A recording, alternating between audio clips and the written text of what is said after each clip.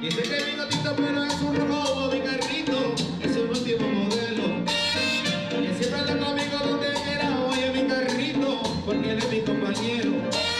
Que se calienta en mi vida, de lo que he tenido queja. Cuando consigo una chica, él me lleva donde quiera.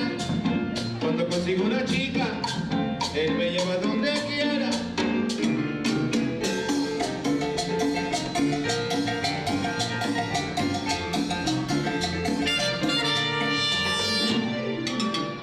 Señorita, ¿dale? ¿Nos vamos o qué? No, gracias. Oh. Estoy esperando al viejo del sombrero. ¡Oh, chucuta! ¡No me diga! Que vimos de la afortunada vida. Ay, sí, sí, qué bien. Dios me vida.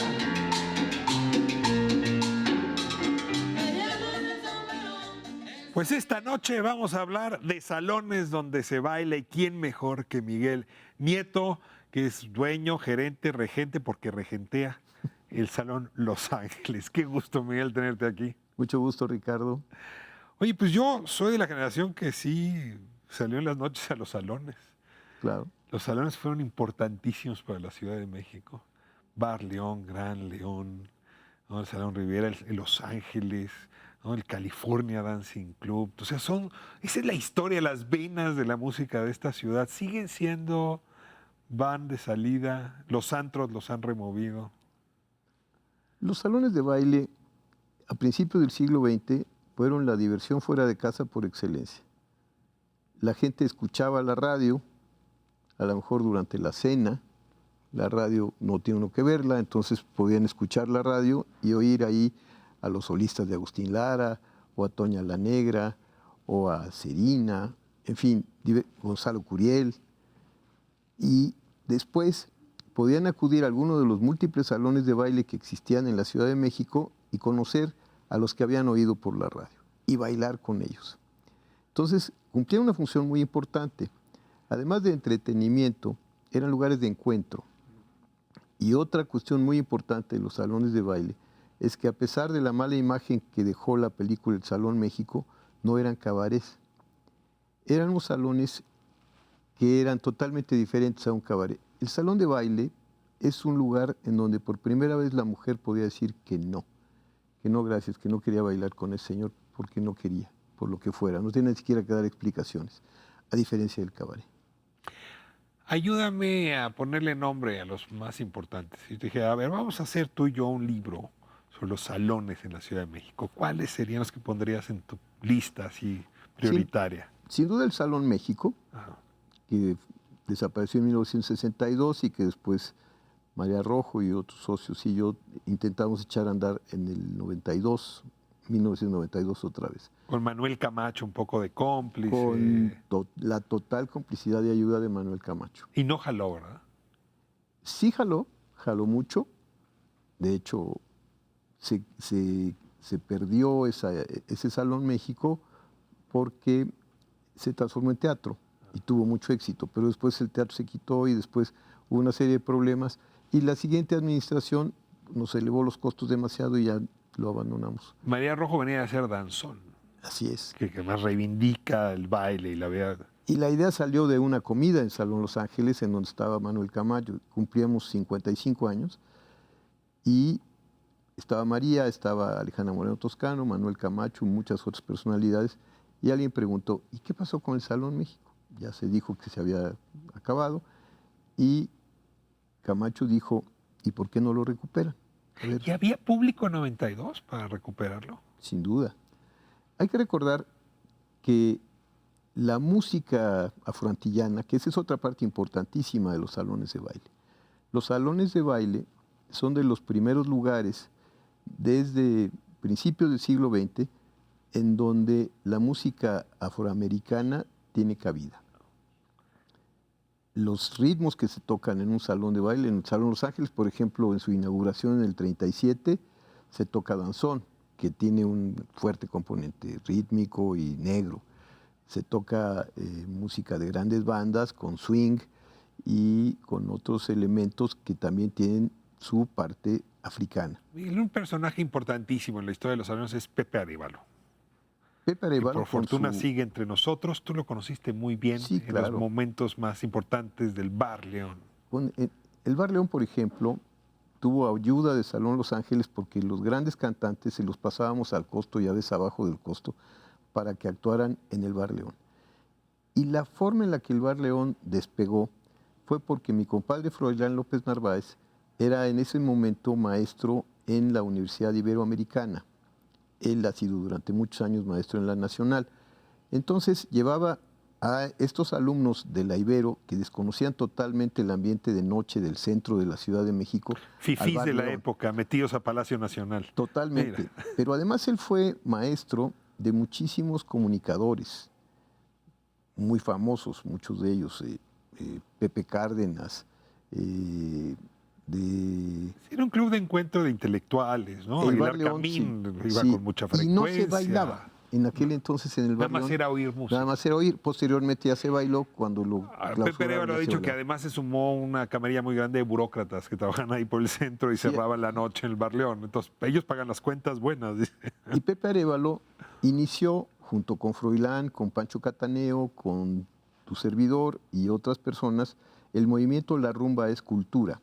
1976 en el Salón Los Ángeles otra vez. Y tuvimos razón, porque hace poquitos años Cuba logró que la UNESCO determinara que la rumba es parte del patrimonio cultural de la humanidad. Sin duda, que no Sin la duda. sintieron en el cuerpo podría negarlo. Así es.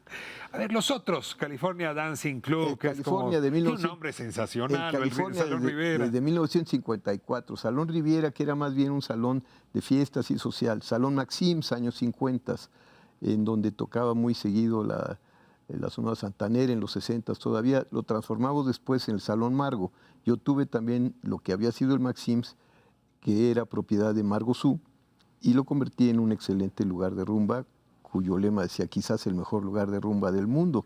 Y es posible que hubiera sido cierto, porque es un lugar donde, como anécdota, un día teníamos un evento para un sindicato y fue a tocar Javier Batis y llevaba de colado a Carlos Santana. Válgame. Y Carlos De Santana colado. se Yo quiero aventó, tener un colado así en mi salón. y Un día Carlos si yo Santana tengo se uno. aventó todo el set tocando junto con Javier Batis. Después, ¿qué otros salones han sido importantes? Bueno, hay que recordar que a principios del siglo XX, 1920 y tantos, y después en los 30, Antonieta Rivas Mercado, en donde ahora es la Universidad del Claustro de Sor Juana, puso primero un salón que le llamó El Pirata, que posteriormente se llamó el Esmirna Club, con una decoración árabe. Que dicen no solamente era salón de baile. Es muy posible que haya sido muchas cosas. Muchas cosas. Era tan grande el claustro de Sor Juana y había sido tantas cosas. El caso es que los salones eran muy importantes. ¿Solo en la Ciudad de México? ¿O detectas en Guadalajara, detectas en Hermosillo, en Cuernavaca, salones tan importantes? Eran diferentes, porque el salón a principios del siglo XX es una de las primeras, es uno de los primeros lugares donde existe la cuestión urbana, donde deja la ciudad de ser rural, aun cuando todavía las distintas, ahora alcaldías, antes delegaciones y antes pueblos, el pueblo de Coyoacán, de Iztacalco, de Azcapotzalco, tenían su iglesia, sus arcos, su parque. Su salón para la feria. Eran verdaderos pueblitos, pero todavía veíamos hasta los 50, 60, todavía veíamos entrar mulas con vigas cargando a la Ciudad de México y la gente todavía utilizaba hasta los años 30 carbón para cocinar su comida, y los primeros lugares donde el hombre usa traje y la mujer usa vestido y medias es el salón de baile. El lema, más bien el letrero aquel que existió en Salón México, donde decía que favor de no tirar colillas al suelo porque las damas se queman los pies, no es cierto que haya sido porque las damas iban descalzas, sino porque usaban medias, sobre todo en uno de los salones, que era La Mantequilla, el salón más elegante, y usaban las mujeres zapatos muy escotados, unas tiritas, y las medias eran muy caras. Entonces, si un caballero tiraba la colilla al suelo, era muy fácil que se metiera cerca del nylon de la media y se quemara. Bailabas horrible después de eso, supongo. Bueno, Sí, vamos a ver bailar ahí en el Salón Los Ángeles. Magnífico. Estuvimos ahí, nos recibieron. Calle 11 hoy está dedicado a mover el cuerpo al ritmo de la rumba, patrimonio cultural Así del es, mundo, de la del humanidad. danzón, de la humanidad. Y regresamos a ir hablando con Miguel Nieto. Insisto, nos cuenta ahora la historia del Salón Los Ángeles, que en realidad usted no lo sabe, pero una maderería. Bueno, estamos de vuelta en el Salón Los Ángeles. No, eso quisiera yo hoy, pero no. Estamos aquí en calle 11, rumbo al Salón Los Ángeles. Estamos viendo algo de lo que ocurre ahí todas las semanas. Estamos con Miguel Nieto, que justamente es el responsable de ese milagro. Y bueno, déjame preguntarte, ya hablamos del Califas, California Dancing Club, del Riviera, ya hablamos del Esmirna, ya se me había olvidado, es un gran lugar, ahí donde está el claustro de Sor Juana. El Salón Los Ángeles en realidad era un negocio de tu familia dedicado a cortar madera, a vender tablones. Ese inmueble, de alguna manera, está relacionado con la familia Nieto desde principios del siglo, más bien desde finales del siglo XIX, después todo el siglo XX y lo que va del XXI. La calle es La calle es Lerdo, Lerdo número número 206, en La Guerrero. en La Guerrero, a media cuadra de una avenida que es Flores Magón y de la unidad Nonualco-Tlatelolco. En el siglo XIX era inmueble habitacional. Esa zona en la época del Porfiriato era una zona elegante, ¿no? De familias. No necesariamente. Hay casonazos. Era una mezcla. Había unas casas muy elegantes, como la de Antonieta Rivas Mercado, que se puede visitar ahora, y varias otras casas muy grandes, pero también había vivienda popular. Y también fue influenciada porque la estación de Buenavista, ahí descargaban los ferrocarriles, las tropas durante la Revolución, y algunos se quedaban a vivir ahí de alguna manera. Y también estaban los talleres de ferrocarriles nacionales, exactamente en donde ahora es la unidad Nonualco-Tlatelolco, y el Salón Los Ángeles estaba a media cuadra. De hecho, la ciudad en los años 30 terminaba en Flores Magón, seguían los talleres de ferrocarriles y luego había puros llanos. El caso es que Los Ángeles en el 19 era habitación, ahí nació mi abuela. Vivieron mis bisabuelos ahí y ahí nació mi abuela paterna. Posteriormente, en 1924, cuando mi abuelo se casa con mi abuela, entonces compra esa propiedad donde había sido la casa de su ahora esposa y la transforma en una bodega donde se guardaban costales de carbón y los camiones que distribuían ese carbón por la Ciudad de México. Una bodega. Era una bodega. Esa es una de las ventajas que tiene Salón Los Ángeles. Tiene una extraordinaria acústica porque el techo es de madera, la estructura que sostiene ese techo es de madera, después hay un plafón de madera, el piso es de madera, exactamente igual que las mejores salas de conciertos del mundo. Por azar, por obra del carbón. Por obra del carbón.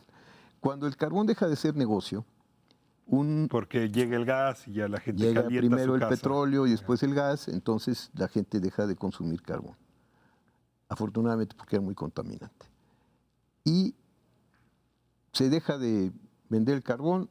Un amigo de mi abuelo, que trabajaba de director de otro salón que estaba en la calle de Argentina, en el centro histórico, le propone, él sale de esa sociedad y le propone que hagan este salón de baile. Tenían todos los elementos, tenían madera para tener una excelente Tablao. pista, todo muy bonito. El caso es que lo construyen y desde entonces, desde esa inauguración que duró 3 días, desde el día último de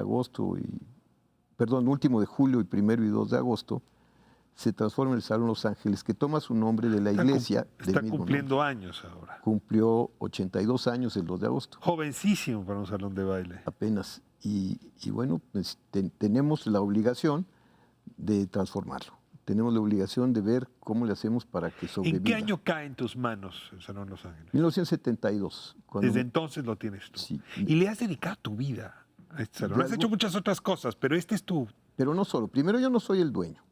El dueño somos mis hermanos y yo. Pero tú regenteas el antro. Yo dirijo. Ah. Al salón, yo llegué en el 72 y mi madre llegó a ayudarme, según ella, y fue cierto, en 1976. Mucha gente piensa que yo heredé el salón de mi mamá, pero no. Mi mamá llegó en 1976, yo llevaba 4 años ahí. En el 76, por ejemplo, empezamos el movimiento de la rumba escultura. En el 76 empezamos con relaciones con las gentes que venían de Excelsior, muchos amigos, periodistas que venían de Excelsior, y empieza el movimiento rumbero. El hecho es que el salón ha participado activamente en cuestiones de música. Ahí de alguna manera se promovió el mambo en los años 40, el cha-cha-cha en los años 50. Ahí empezó la Sonora Santanera en 1960 y algo.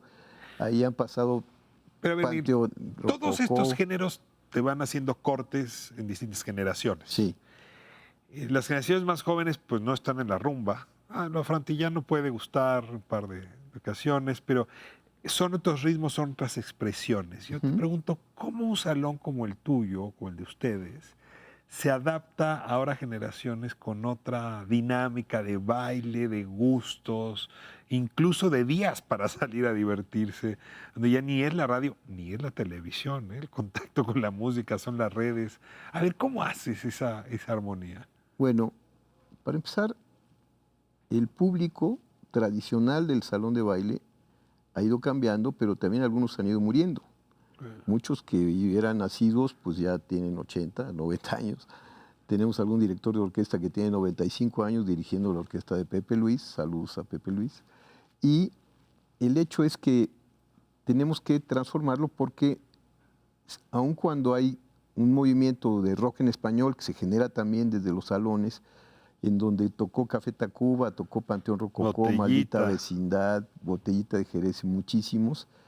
Lo tradicional es, en efecto, el danzón, la música, entre comillas, tropical, que representa todos los ritmos englobados, cumbia, guaracha, merengue, guaguancó, todos estos ritmos que en las islas pasaron al continente y que se tocan y se consumen todavía. La gente no sabe que, por ejemplo, en Chile o en Argentina hay fuertes movimientos de cumbia que juntan decenas de miles de gentes y que músicos mexicanos se van nada más el cantante y un par de ritmos y arman una orquesta en el verano de Argentina que corresponde Sí, ese fenómeno no nos ha contagiado. no, pero aquí hay una cosa muy importante. Se empieza a perder un poco el espíritu de lo afrontillano en la República Mexicana cuando el movimiento grupero sube.